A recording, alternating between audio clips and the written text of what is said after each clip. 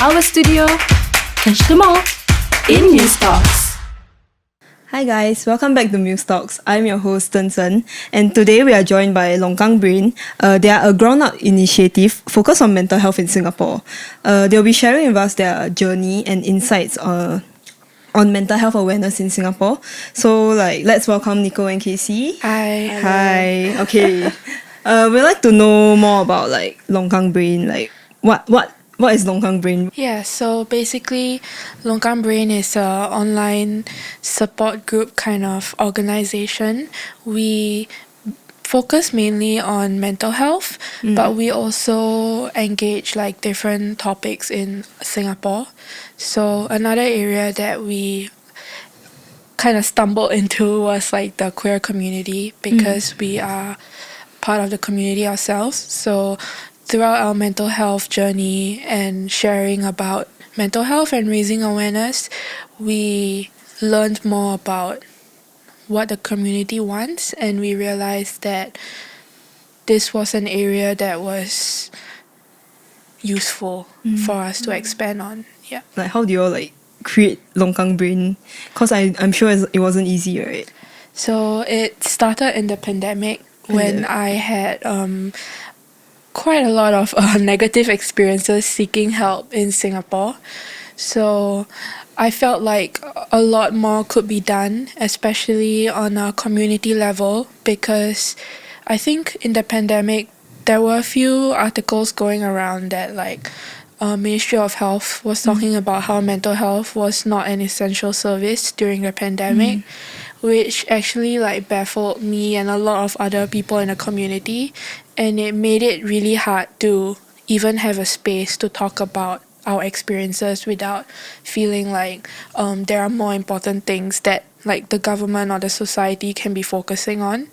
So just after years of pressure from the system, I think I kind of snapped, and there was one night after a bad admission in the hospital, I realized that one thing I really wanted was support from other people, because even the professional help that was available was very textbook. It wasn't something that people could relate to. So I started a support group on Facebook, but of course no one uses Facebook. So I called my good friend Casey. She has experience in HR, and also we were both peer supporters. So yeah, that's how LONGKANGBRAIN started. We started online. We tried Facebook, it didn't work, so we shifted more towards Instagram. We'd like to ask, because there are a lot of organizations out there, right? What do you think sets LONGKANGBRAIN apart from these other organizations? So for LONGKANGBRAIN, right, we actually do most of our content on Instagram, and we do a lot of content based on different mental health topics in Singapore, as well as rising concerns that we feel could be relevant to Singaporeans as well as ourselves. And I think one main thing that we post more about that relates to the people online is how our experiences are expressed very locally. Everything that we share, it's all based on real life local experiences, and I think that's what sets us apart. Yeah, to add on to that, one medium that we use that we realize a lot of other organizations don't use is Google Forms. So basically how that helps us is we curate responses from the community based on experiences they want to share. So if you visit our Linktree, you'll be able to find a bunch of prompts on the Google form that are guiding questions to issues that you may have struggled with or are currently struggling with that you feel that can be improved on in Singapore. So yeah, that was something that we really wanted to emphasize on, because before Instagram had the channel feature, we wanted it to be a safe way for people to still have the support group kind of setting, but in a way where we can regulate and moderate the content without people sharing something that is very triggering or not appropriate. Yeah. And there's also the option of keeping yourself anonymous, right? Because some people might not want to reveal their identity. Oh, one more thing. We also do a lot of sandbox discussions. Yeah, what's a sandbox discussion? To be fair, it's just a fancy way to call it a workshop. But basically we do events in the community that we feel are important. Like usually we look at like I don't know how to explain it besides like oh, Global Wellness Day or Anti-Bullying Month, you know that like everything that the internet tells you need to be focusing on that month. Like we try and incorporate that into our discussions to get people interested. How do you all like organize this? Like, what was the process like? How we look at topics is to look at current affairs. So anything that's happening in Singapore, what could be relevant, and as you shared, like whatever days there are, we will also look at that. And from there, we look into credible sources online to see, are there any statistics in Singapore? Are there any accounts or experiences that people have shared previously, publicly? Do we know what resources in Singapore are fit for such cases? And from there, we also look into psychology studies, research, basically anything that can tell us credibly what works and what doesn't work. And from there, we add in our own experiences from our own stories, from other people's stories, what have or have not worked in Singapore in these circumstances. Yeah. And then from there, we curate a workshop content that's more comprehensive, I would say. Because you guys are like a ground-up initiative, so like, what were the challenges and like how do you guys like overcome it? I think our very first initial challenge was the fact that we are raising topics that are not talked about as much in Singapore, which brings into the question, do we expose ourselves, our identities, our faces? And that was one thing that we really had to consider going into this, and our main concern, I would say, is still now. And how do you like kind of overcome this kind of things, this like fear of vulnerability? I think stuff like that. I think it wasn't until very recently that we actually were comfortable in disclosing our identity, because in the past we felt like it was difficult for us to have our own private lives but at the same time advocate for the community. And I think even now, like, we realize that it is too intertwined for us to take a step back in that sense, because as a community group, we realize that we can't be a community group if we put ourselves out of the community, you know? So I think it was more of like personal struggles, because we are still quite young and we were still students, and there are a lot of like scary stories about how your public influence can affect your career in the long run, that kind of thing.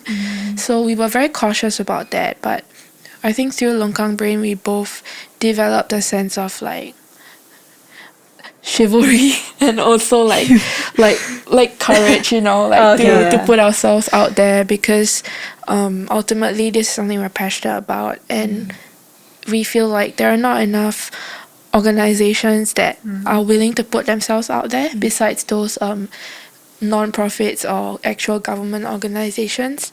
So it's important to have a voice in the community. Okay, my next question to you guys is like, what have you learned from being in this field that you think like people should also like know about?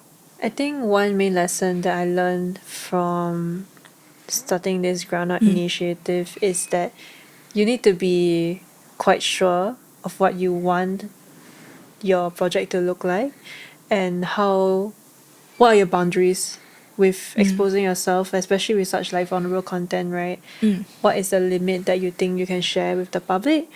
And I think in general, just be very aware that as long as you expose yourself online, anyone can find it. So your family, your friends, and people that you may know at work. So be prepared. And if people ask you about it, I would just say be candid and like honest. I think something that I would have wanted someone to share with me, you know, if I was in that position, would be, it doesn't take much to actually start an initiative like this, but you really need the passion to sustain it, because beyond just sharing facts and statistics, you really need that experience. And this is not to say like if you don't have much struggles with mental health you can't do this, but you need to have the capacity to be able to empathize with people and you need to be able to view things objectively, because if we keep looking at things from one point of view, then there is no clear objective to what you want to achieve as a grown-up initiative. What gives you motivation to like keep going and keep like improving yourselves? I think the main thing is really having the passion, because it's not possible to sustain, at least for me. Something I've learned about myself along the way, LONGKANGBRAIN aside, I'm someone that needs to have the passion to be able to sustain something. I think for me, what motivates me is my personal goal. I think I knew that since young I wanted to work with people and eventually just in the way that I can contribute to the greater good of humanity. Yeah. So for me, like, I mean, in my day job, I also work with people and I aim to maximize what people can do with themselves and what they want to see in their future selves. And doing LONGKANGBRAIN has been like a step away from that, but still aligned with what I want to eventually put out into the world, which is essentially like supporting people as much as I can with my skills and my abilities. So I think that's what really motivates me, like especially when we receive good feedback about how like LONGKANGBRAIN's content have been helpful to them, or the resources that we provide or we talk about has touched them in one way or another. I think that's really one thing that keeps me going. And as a reminder that if you can, there's always a possibility for you to help another person, then why not, right? The whole motivation thing also stemmed from like my experience with mental health. So like what Casey mentioned, I also have I guess that drive since I was really young, because I felt like really displaced in society. So I always felt like, oh, being different, why is it bad? You know, like why am I being punished for something that I just want to share about like myself with other people, you know? And I think it was quite hard to find a space in school, growing up, or at home to share my thoughts in a safe way. And I think LONGKANGBRAIN really helped us, or helped me rather, like to find that outlet to, I guess, question the public in a way that makes them think about why do we actually do these things? Like, is it something that we can't change? Like, for example, the bullying workshop, you know, like beyond just being a statistic, like it's important to actually like uncover the roots of why things are the way they are. And as individual people, like it's really easy for us to say, oh, it didn't happen to us, so it's not our fault, you know. But beyond that, like as a victim and as a perpetrator, regardless of your identity, like we all have a part to play in making like society better for each other, you know. So once you actually like accept that reality, it becomes a lot more liberating to actually feel motivated to do something, because you are not held back by like what other people perceive you to be. So other than education, like in school institutions, right, there's also the healthcare side. So like, you know, what can they do better, honestly? I think for me, I've never been in the public healthcare system, and for me it's always been like private institutions that I reached out to for help. So my experiences would definitely be very varying compared to Nico, who have experiences in like the public healthcare system.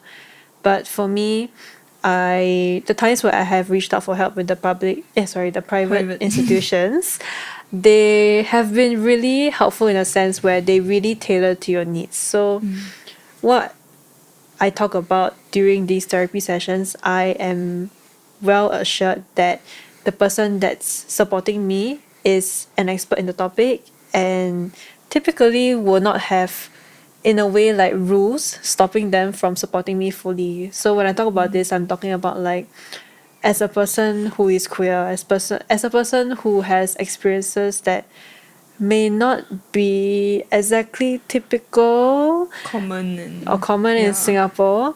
I feel like for me, these private sector institutions have been really helpful in that sense, because to them they have probably experienced these experiences before, or they have encountered people who feel safe enough to share these experiences with them, and that's where they build their expertise. And for me, so far in terms of private sector, I would say it's been pretty good.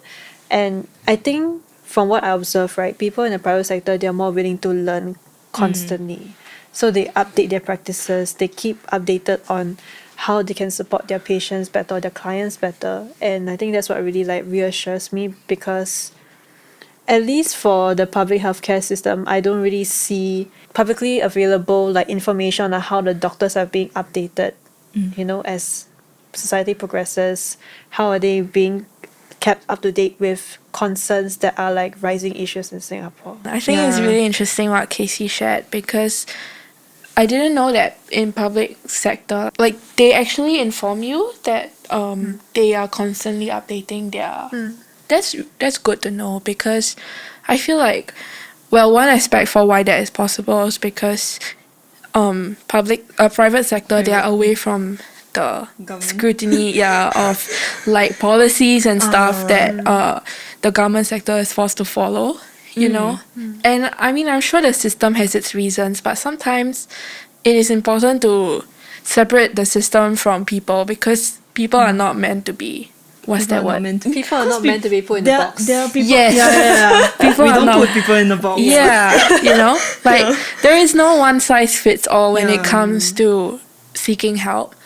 For example, when I was seeking help for an area that wasn't related to mental health, but because I have been diagnosed with certain mental illnesses, when the questionnaire asked me questions about my mental illness, it was very difficult for me to answer. Like, it actually made me cry in that moment, because when I told the doctor or the nurses, I don't know how to answer this because it doesn't reflect how I feel about my mental health, they just said, no, it's just for the system, just take which one is better, which one is the closest. And I'm like, but none of this is accurate, you know, like all the things that they were asking is like, for example, the section about depression was, how many times a week do you feel sad? Or how many times a week do you cry? You know, when was the last time you had like there was one more about sleep, but basically it was like they were asking you for like they were asking you like a numerical value for something that you can't put into statistics, because it's not something that you can calculate. Today I'm sad, you know, like people who actually have been diagnosed with depression, they would know that it comes and goes, and it's really not something that you can put into a box. You can't just tick it off like, oh, okay, you know. And I know that these are assessment tools to use to diagnose people. But beyond the diagnosis, what actually is the system doing to help individuals actually feel safe to talk about their stories? Because when you see people in the hospital, like for example, when I was warded, I realized that a lot of people actually what they really needed was support that doctors were not able to provide. You know, that version of feeling like you are heard, feeling like your experience is valid, not having to, you know, conform into a box, you know. The moment where you share something that is slightly out of perspective to what they are used to hearing, they consider you either a threat, or you are considered to have a version of mental illness that only a therapist can help you with. And then again, that process of actually seeing a therapist is really hard in the public sector, because for one thing, therapists, social workers, psychologists, the demand is very high, because Singapore is slowly starting to learn that people are actually struggling. The demand for these kind of healthcare workers used to be pushed aside because it wasn't seemed essential. But now the demand is higher because everyone is coming out of their shells and realizing that they have a voice and they have a right to actually be able to seek help. So what happens when there are not enough healthcare workers and there's too many people? The waiting time becomes like months. We can see there's a distinction between the private sectors and the public sectors in Singapore. Yeah, but that's just one opinion, you know. You probably need to like look at it from But that's like one of the Yeah. final like shout out question like, where can we like find Longkang Brain, and like what are your plans for like the next few months? So you can find Longkang Brain mainly on Instagram, and in our Instagram bio we also have a link to our link tree where we link you to resources that could be helpful for you, as well as whenever we have workshops like sandbox discussions, we'll update the link there as well along with our post. Yeah, you can also access the Google form in the link tree where you can share your experience. Thank you once again for coming down and sharing with us like what Longkang Brain do and like just your stories and advice. I wish you guys all the best for your future plans and endeavors. And to our viewers out there, thank you for watching. I hope you enjoyed this episode. And remember to like, subscribe, share, comment, anything to get this video up. We'll see you next time on Muse Talks. Bye bye. Bye bye. Thank you.